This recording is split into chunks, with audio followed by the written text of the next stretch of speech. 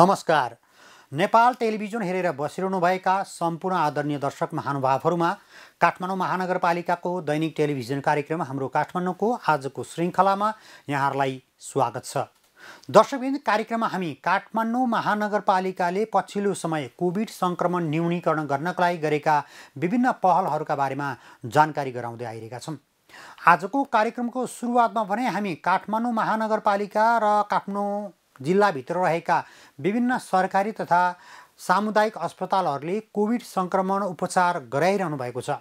यो अवस्थामा विभिन्न समस्या परेको गुनासो पनि आइरहेका छन्। यद्यपि ती गुनासाहरू समस्या समाधान गर्नका लागि अस्पतालजन्य उपकरणहरू अभाव हुन नदिन र आम महानगरवासीहरूको उपचार सहज पुर्याउनका लागि काठमाडौँ महानगरपालिकाको आर्थिक सहयोगमा विभिन्न अस्पतालहरूलाई अस्पतालजन्य उपकरणहरू प्रदान गर्ने र खरिद गर्नका लागि काठमाडौँ महानगरपालिकाले सम्झौता गर्ने काम पनि गरिरहेको छ।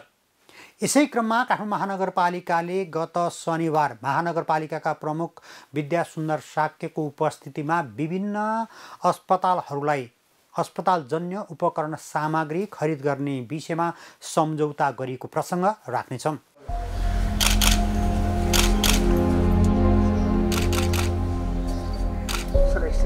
काठमाडौँ महानगरपालिका कार्यालयले कोभिड-19 सङ्क्रमित बिरामीहरूको उपचार सहज र प्रभावकारी बनाउन थप स्वास्थ्य संस्थाहरूसँग सम्झौता गरेको छ। महानगरपालिका कार्यालयले कोभिड-19 सङ्क्रमित बिरामीहरूको उपचार गरिरहेका सरकारी तथा सामुदायिक अस्पतालहरूको क्षमता विस्तारका लागि आर्थिक अनुदान उपलब्ध गराउने गरी सम्झौता गरेको हो, जस अन्तर्गत गत शनिबार महानगरपालिका कार्यालय र शुक्रराज ट्रपिकल तथा सरुवा रोग अस्पताल टेकु, शहीद गङ्गालाल राष्ट्रिय हृदय केन्द्र बाँसबारी र मध्यपुर थिमी नगरपालिका अन्तर्गतको नेपाल कोरिया मैत्री नगरपालिका अस्पतालबीच सम्झौता भएको छ।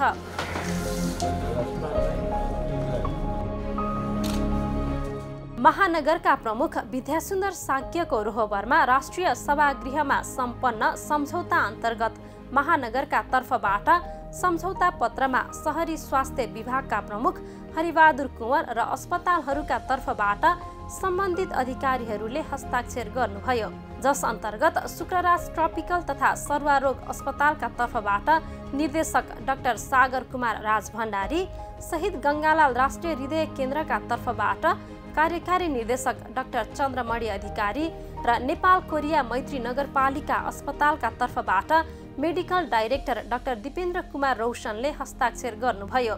सो अवसरमा महानगरपालिकाकी उपप्रमुख हरिप्रभा खड्गी श्रेष्ठ, मध्यपुर थिमी नगरपालिकाका प्रमुख मदन सुन्दर श्रेष्ठ, महानगरका प्रमुख प्रशासकीय अधिकृत राजेश्वर गेवाली, महानगरका वडा अध्यक्षहरू सहित महानगरका अधिकारीहरूको सहभागिता रहेको थियो।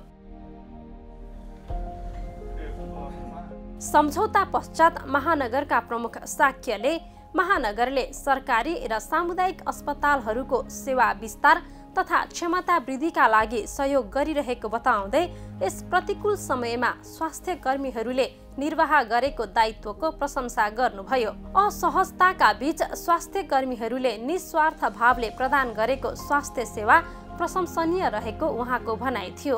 देखिने भूमिका भनेको स्वास्थ्य कर्मीहरूको धेरै छ, डाक्टरहरूको नर्सहरूको भूमिका धेरै छ र कतिपय ठाउँमा मैले अनुभव गरेर उहाँको पीडा सुन्ने मात्र आफ्नै आँखाले हेरिसकेपछि उहाँले गरिरहेको सेवालाई कोही भगवान कोही आमा बाबाले गरेको सेवाभन्दा कम छैन। सबैको अहिले भनेको भगवानै उहाँ हो। कुनै मन्दिरमा पूजा गरौँला तर अन्तिममा डाक्टर साहब गरेर बचाइदिनु पऱ्यो। मेरो मान्छेलाई जसरी हुन्छ जे गर्नुपर्छ बचाइदिनु पऱ्यो, जे गर्न पर्छ म तयार छु भनेर आइरहेको अवस्था छ। प्रमुख साक्यले महानगरले भेन्टिलेटर खरिद लगायतका अन्य पक्षमा सहयोग गरिरहे पनि सङ्क्रमण न्यूनीकरणलाई नै प्राथमिकतामा राखेर काम गरिनुपर्ने धारणा राख्नुभयो। सङ्क्रमण न्यूनीकरणका लागि आम सर्वसाधारणसँगै स्वास्थ्य कर्मीले पनि उच्च मनोबलका साथ सकारात्मक सन्देश प्रवाह गरी सेवा प्रदान गर्नुपर्ने उहाँको भनाइ थियो। मेरो विचार बिरामीलाई हेर्दैन भनेर गाली गरेर नैराश्यता उत्पन्न गर्ने भने उनीहरूलाई उत्साहित गर्ने, उनीहरूलाई प्रोत्साहित गर्ने, अझ उहाँले पनि हात उठाइदियो भने के होला? अक्सिजनको कारणले केही समस्या परेको छ, डाक्टर नर्सहरूले हात उठाइदियो भने के होला? त्यस्तो अवस्थामा तपाईँले उहाँहरूको मनोबल नगिराउने गरिकन उहाँहरूको अझ तपाईँले अप्ठ्यारो छ यस्तै बेलामा अघि उहाँले धर्म भनेको यही हो, मन्दिरमा गएर पूजापाठ त्यहाँ चढाउन भन्दा मानव सेवा नै ठुलो धर्म। यो धर्मको काममा तपाईँ लागिराख्नु भएको छ। अझ उच्च मनोबलका साथ तपाईँ लाग्नुहोस्। तपाईँलाई हेरेपछि बिरामीहरूको रोग पनि आफै अलिक मन र व्यवहारले निको हुने औषध त छँदैछ, त्यो हुने गरेको तपाईँले काम गरिराख्नुहोस्। त्यसमा काठमाडौँ महानगरपालिका कहीँ कतै सहजीकरण गर्न सक्ने या समन्वय गर्न सक्ने या सहयोग गर्न सक्ने स्थिति रह्यो भने काठमाडौँ महानगरपालिका सम्झन पनि अनुरोध गरे। कार्यक्रममा मध्यपुर थिमी नगरपालिकाका प्रमुख श्रेष्ठले स्थानीय सरकारको रूपमा महानगरले प्रदान गर्दै आएको सहयोग महत्त्वपूर्ण रहेको बताउँदै यसले स्वास्थ्य सेवा प्रदान गर्न प्रभावकारी भूमिका खेल्ने बताउनुभयो। महानगरपालिकाले यो कोभिड पेन्डेमिकको बेलामा चाहिँ स्थानीय तहले स्थानीय सरकारले के गर्यो भनेर धेरैले गर्नु परिराखेको छ। तर गरेका कुराहरू चाहिँ गर्यो भनेर भन्दैनन्, थाहै हुँदैन थियो। त्यसैले चाहिँ यो काठमाडौँ महानगरपालिकाकै यो पोलिसीको रूपमा अहिले महानगरपालिकाले अस्पताल स्थापना गरेर सञ्चालन गरिराख्ने सम्भव छैन, स्थिति छैन।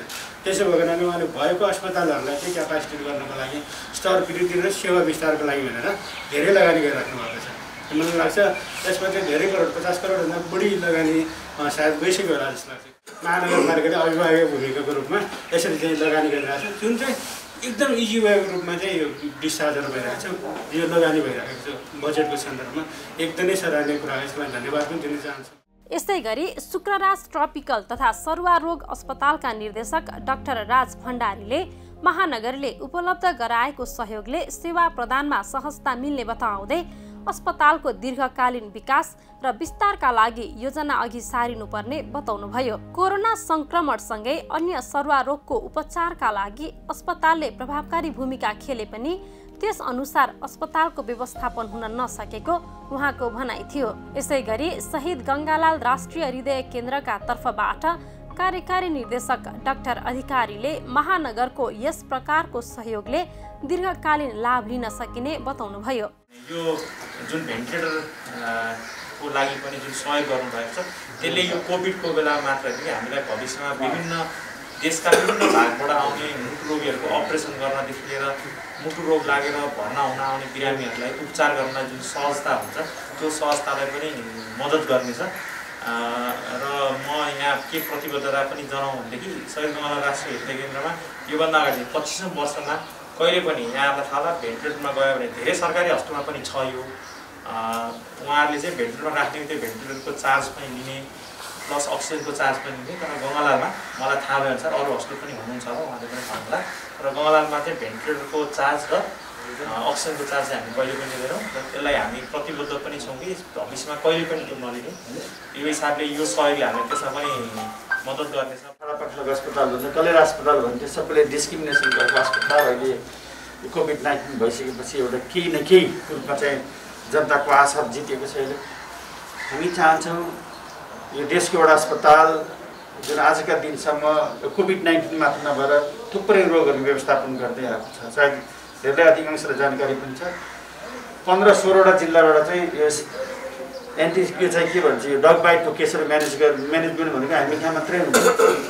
लकडाउनको अवस्था पनि 400-450 मान्छेले हरेक दिन सुई लगाउन आइरहेको छ। अहिले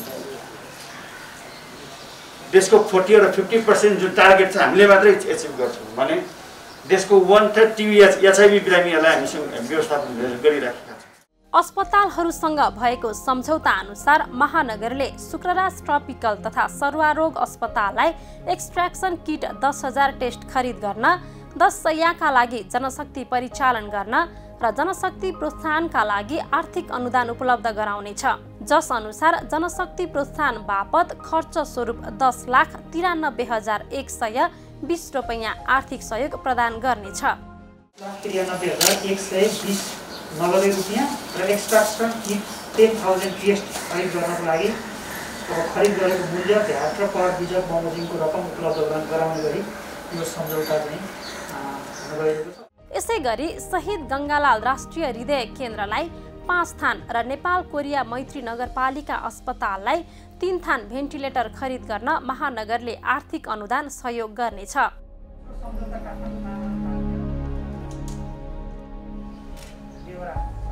कोभिड-19 को दोस्रो लहरले काठमाडौँ उपत्यकामा हरेक दिन संक्रमितहरूको संख्या बढेर अस्पतालहरूको क्षमतामा कमी भइरहेको छ। 2078 वैशाख 20मा सम्पन्न महानगरपालिकाको कार्यपालिका बैठकले कोभिड-19 संक्रमित बिरामीको उपचारका लागि अस्पतालहरूको क्षमता विस्तार गर्न आर्थिक अनुदान उपलब्ध गराउने लगायतका निर्णय गरेको थियो। सोही निर्णयका आधारमा महानगरपालिका कार्यालयले अस्पतालहरूलाई क्षमता विस्तार तथा सेवा वृद्धिका लागि सहज हुने गरी आर्थिक सहयोग उपलब्ध गराउने गरी सम्झौता गर्दै आएको छ।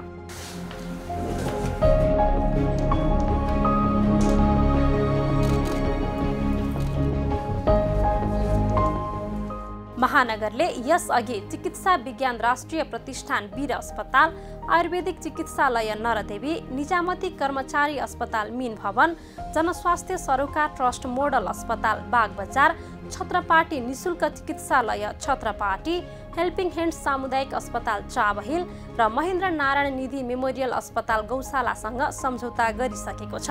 यसैगरी त्रिभुवन विश्वविद्यालय शिक्षण अस्पताल महाराजगञ्जलाई 10 स्थान भेन्टिलेटर हस्तान्तरण गरिसकेको छ। महानगरले यस प्रकारको सम्झौता र सहयोग मार्फत झण्डै 48 स्थान भेन्टिलेटर स्वास्थ्य संस्थाहरूलाई प्रदान गरेको छ।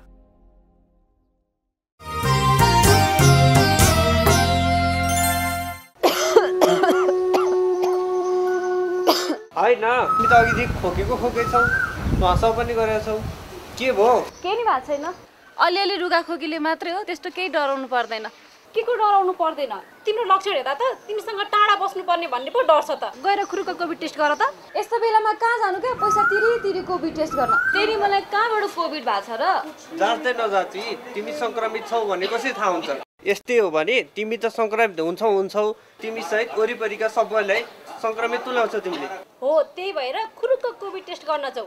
काठमाडौँ महानगरपालिकाले निशुल्क कोभिड टेस्टको व्यवस्था गरेको छ। अझ स्वास्थ्य सेवाबारे जानकारी लिन र निशुल्क एम्बुलेन्स सेवाका लागि 1180 र 102 हटलाइन पनि सञ्चालन गरेको छ। यहाँ तिमीहरू धेरै नचाहिने कुरा नगर क्या, मलाई कोभिड केही पनि भएको छैन। भोलि केही गरी कोभिड भइहाल्यो भने कहाँ बस्ने, के गर्ने, कम टेन्सन हुन्छ? कुनै टेन्सन लिनु पर्दैन। महानगरपालिका क्षेत्रभित्र बसोबास गर्ने नागरिकको स्वास्थ्य सेवाका लागि महानगरपालिकाले सम्पूर्ण प्रबन्ध मिलाएको छ। हो, यदि तपाईँको घर छिमेकमा कसैलाई कोभिडको शङ्का छ भने र लक्षण देखिएको छ भने तुरुन्त स्वास्थ्य परीक्षण गर्नका लागि आग्रह गर्नुहोस्। कोभिडको लक्षण देखिँदा लुकाएर बस्दा वा कोभिड सङ्क्रमण भएर पनि कसैलाई जानकारी नदिँदा त्यसले तपाईँको परिवार र समाजलाई समेत ठुलो असर गर्न सक्छ। जनहितका लागि काठमाडौँ महानगरपालिका र काठमाडौँ मिडिया। दर्शकबिनी, यिनै प्रस्तुतिसँगै आजको कार्यक्रमको निर्धारित समय सकिएको छ। भोलि पनि नयाँ विषय र प्रसङ्ग लिएर आउने नै छौँ। तबसम्मका लागि सम्पूर्ण टिमसहित म वैकुण्ठ भण्डारी बिदा चाहन्छु। नेपाल टेलिभिजन हेर्दै गर्नुहोला। नमस्कार।